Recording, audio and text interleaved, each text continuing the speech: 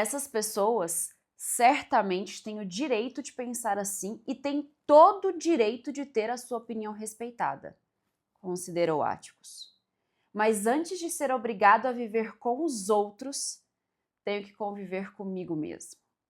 A única coisa que não deve se curvar ao julgamento da maioria é a consciência de uma pessoa. Seguindo o mesmo roteiro lá do Instagram, se você caiu nesse vídeo de paraquedas, deixa eu me apresentar. Meu nome é Caroline Pozobon, eu sou psicóloga clínica e lá no Instagram e aqui também uso muita literatura para conversar sobre psicologia, só que psicologia científica. Aqui a gente não dá a mão para charlatanismo nem para pseudociência. E eu te convido tanto a me acompanhar aqui quanto lá no Instagram.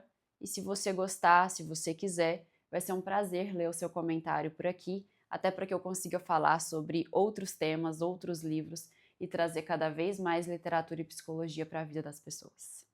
Gente, seguinte, O Sol é para Todos, que é o livro da Harper Lee, que eu li o trechinho ali no começo do vídeo, é um dos livros que eu mais amei ler na vida, junto com 777,99 milhões outros, mas está ali entre os favoritos. E ele fez parte do Clube do Livro que eu coordenei lá em 2023. Então, o pessoal que fez parte do clube tem todos os pitacos dentro da psicologia completinhos, porque estiveram aí comigo ao longo do clube de 2023. Eu não gosto, quem faz parte do Clube do Livro sabe, eu não gosto de dar spoiler dos livros para falar deles, a não ser no Clube do Livro, mas eu ainda faço um esforço. Mas esse daqui, eu vou provavelmente ter que dar alguns. Sorry. Pausa, vai lá, lê o livro e volta. Mas eu não consigo não falar dele, mesmo que ele já tenha feito parte do clube. Eu acho que é uma leitura que a gente precisa sempre retomar.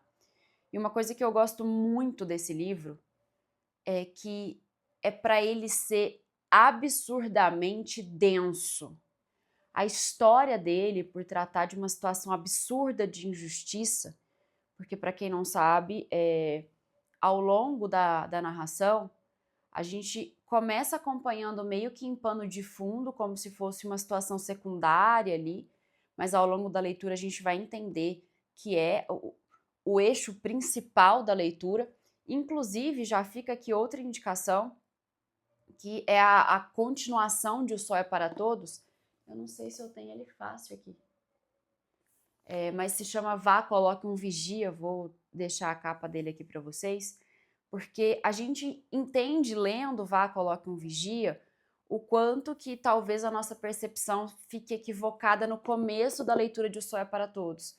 Porque a situação de injustiça que acontece, a gente tem um homem que é acusado de um crime que ele não cometeu, que fica muito claro que não foi ele, que não tem como ter sido ele, mas no começo da leitura talvez possa passar como um núcleo secundário ali do livro, né? Mas em Vá, Coloque um Vigia, a gente acaba entendendo que não.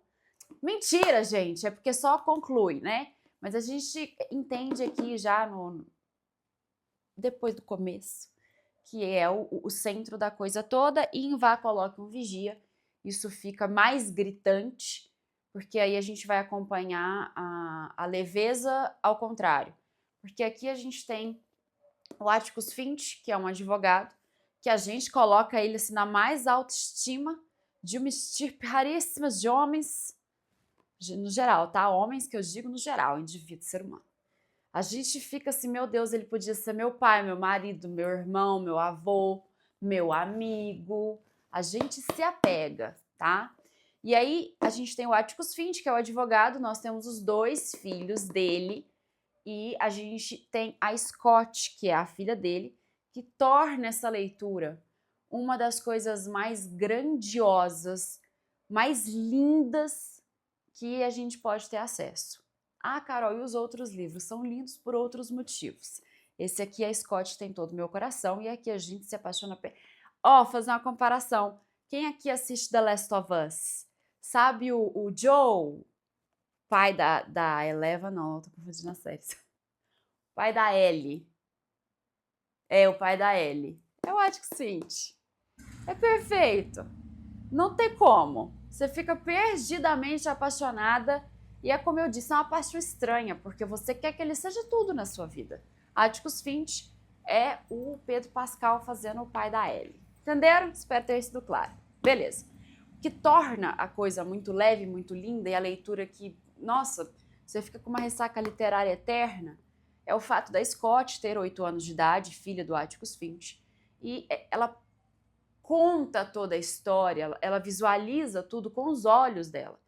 Então a gente está tendo acesso a tudo com os olhos de uma criança de 8 anos de idade.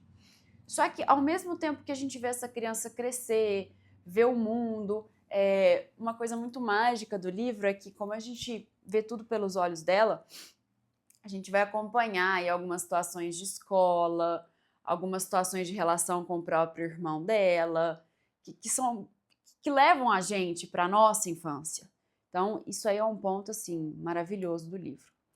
Eu não vou trazer os outros núcleos, né, as outras casas, a questão do mito que tem ali na cidade, do rapaz que está escondido na casa, enfim, leiam, quem não leu. Mas o que eu quero focar nesse vídeo é o contraste da leveza do olhar de uma criança de 8 anos, tendo que no meio do crescimento ter acesso a como o mundo é difícil, como o mundo é injusto, como o mundo vai apresentar tantas camadas ao mesmo tempo. Então, ao mesmo tempo que a gente tem, ao mesmo tempo, tô repetindo muito. Se as fonoaudiólogas assistirem o meu vídeo e um dia eu for famosa, tenho certeza que alguém vai fazer a análise de tudo que eu fiz de errado. Mas voltando. A gente tem acesso ao mesmo tempo. Tudo que está acontecendo no crescimento dessa criança, nas descobertas dela, no amor e na raiva que ela tem, que é muito genuíno, é muito infantil mesmo. Não é aquele amor e aquela raiva carregados de estereótipos, carregados de conceitos e preconceitos. Não, é aquela coisa visceral mesmo, aquela reação automática. Ela fica triste porque ela está sentindo um negócio ali na frente dela. Ela fica feliz porque a coisa, né, fica alegre porque a coisa está acontecendo. Ela ama pelo comportamento, né? Então ela ama o pai porque ele está ali expressando comportamentos de amor. Ela ama a senhora ali que trabalha como empregada da casa porque ela cuida dela e ela tem raiva porque a empregada não fez o que ela queria. Então é genuíno ali, é visceral, é o conceito real de emoção. Não é o que a gente vai assistir com os adultos da cidade, que vão tratar o homem e todos os homens que infelizmente são da mesma cor deste homem condenado, que ele vai ser condenado no... Ai, não posso contar. Da mesma cor deste homem que foi acusado de um crime que ele não cometeu, como a sociedade, a comunidade ali trata ele, todos os seus, de uma forma desumana. E uma coisa muito bacana do livro é que a gente não vai ter acesso só ao preconceito racial, mas a gente vai ter acesso ao preconceito pela situação financeira, a gente vai ter acesso ao preconceito sobre qual função cada ser humano tem que desempenhar, se você é homem, se você é mulher, se você é negro, se você é branco, se você é pobre, se você é rico, se você tem terra, se você não tem, se você é formado, se você não é. A gente acaba acessando toda essa dor que é a gente desprezar os seres humanos por características específicas e o quanto isso é historicamente construído e perpetrado através do olhar dessa criança, que inclusive, e aí tá a mágica do livro todo, que inclusive não entende, ela não entende essa diferença. E a gente vai acompanhando ela entender, cara, isso é desumano. Estão condenando, antes de julgar, um homem pela cor da pele dele e não pelo que ele fez ou deixou de fazer. Então, vai tendo essas nuances. E o que eu acho gigante nessa leitura é justamente a gente ter acesso a todas essas camadas dentro de uma mesma história. Então, ao mesmo tempo que a gente tem uma criança maravilhosa, um advogado barra pai maravilhoso, que a gente se apaixona por todos eles e que a gente quer morar na casa deles, a gente precisa assistir que neste mesmo mundo, pessoas são julgadas e condenadas simplesmente por terem nascido do jeito X ou do jeito Y. A gente também vai ter ali uma fala sobre transtorno mental bem sutil, mas teremos, sobre como cada um é tratado. A gente vai ter que ver uma criança de 8 anos receber falas de que ela tem que deixar de ser quem ela é porque ela é mulher, que ela precisa fazer X e Y. Então, ao mesmo tempo que a gente tem toda essa magia, toda essa pureza, toda essa espontaneidade, a gente precisa assistir toda a injustiça, tudo que é de mais nocivo no nosso mundo acontecer ao mesmo tempo. Infelizmente, isso é a vida real. Ah, Carol, mas nós não estamos mais no século passado, que é onde se passa a história. De fato, nós não estamos. Mas será que a gente não está acompanhando um mundo que continua tendo essas mesmas camadas? Talvez em proporções diferentes, talvez com, não vou falar intensidades diferentes, mas com cenários diferentes, com evoluções diferentes. Mas aí eu quero chegar no ponto mais crucial. Será que a gente não continua vivendo as mesmas camadas porque a gente também repete? Porque ao mesmo tempo que a gente vislumbra um mundo maravilhoso de pessoas perfeitas, maravilhosas, onde tudo dá certo na nossa vida, a gente também não acaba prejudicando muita gente pelas ideias que nós temos? Reproduzindo de uma forma automática, pode ser, ideias extremamente preconceituosas, nocivas e ofensivas para outros seres humanos? Será que no microcomportamento diário ali que a gente tem, a gente não está repetindo, guardadas as devidas proporções, o que as pessoas da cidade fizeram com o homem negro, julgando ele pela cor da pele e colocando ele como o autor de um crime simplesmente porque ele era negro? O que a gente não faz com todas as outras pessoas nessa mesma condição? Como que a gente trata homens e mulheres negras? Como que a gente trata pessoas com diagnósticos de transtorno mental? Como que a gente olha para o papel do homem e para o papel da mulher? Ah, Carol, nós somos muito desconstruídos e evoluídos. Ai, gente, segura um pouco. Vamos ter um momento aqui de autocrítica. Porque o livro é lindo, maravilhoso. O Atticus Finch aparentemente é a melhor pessoa do mundo. Ver a infância da Scott é maravilhoso.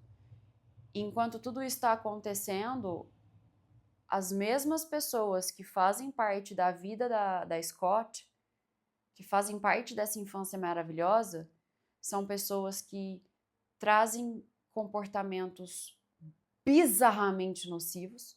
Ah, Carol, tem uma questão da época. Sim, gente, tem uma questão da época. Por isso que eu estou dizendo, será que a gente evoluiu tanto assim? Eu não estou falando enquanto sociedade, eu estou falando enquanto pessoa. Será que a gente não reproduz nada? A gente é tão desconstruído que não existe nada de racismo no nosso dia a dia? A gente não faz nada de errado? Sério, gente? Sério? A gente não traz nenhuma gota de machismo, mesmo sendo mulher? Nada? Ai, eu acho que a gente pode fazer o exercício. E eu acho que através dessa leitura, a gente deve fazer esse exercício. Porque o racismo, o machismo e todas as outras nocividades que nós construímos ao longo da história, elas não foram reproduzidas porque alguém fez uma campanha gigantesca. Elas foram reproduzidas porque um núcleo muito grande foi comprando um discurso como real e foi reproduzindo esse discurso, e foi reproduzindo esse comportamento, e foi reforçando isso ao longo da história. A gente não acredita num discurso só por acreditar. Ah, Carol, mas e o Zimbardo e toda a narrativa? Isso é uma conversa para outro momento. A gente reforça e muito uma quantidade absurda de preconceitos, não só através da maneira como a gente pensa, mas através da maneira como a gente se comporta. E a partir do momento que a gente não identifica isso, não faz uma autocrítica e não se propõe a mudar, a gente está fazendo de tudo para que a coisa continue como está. Enfim, quis trazer um pouco desse livro sem trazer spoiler e quis trazer o que eu mais gosto da literatura e da psicologia, que é promover o exercício da autocrítica saudável para que a gente consiga não só apontar o dedo para o outro, não só esperar uma vida perfeita, mas também agir para que a gente construa um cantinho melhor aqui pra gente. Nada utópico, tá? Não tenho essas ilusões mais porque já saí da adolescência e da juventude. Já sou 30 a mais. Me contem aqui nos comentários o que vocês acham, se vocês já leram, quais foram as outras reflexões que o Sol é para Todos trouxe para vocês. E eu adoraria também que vocês me trouxessem sugestões de comentários para os próximos vídeos.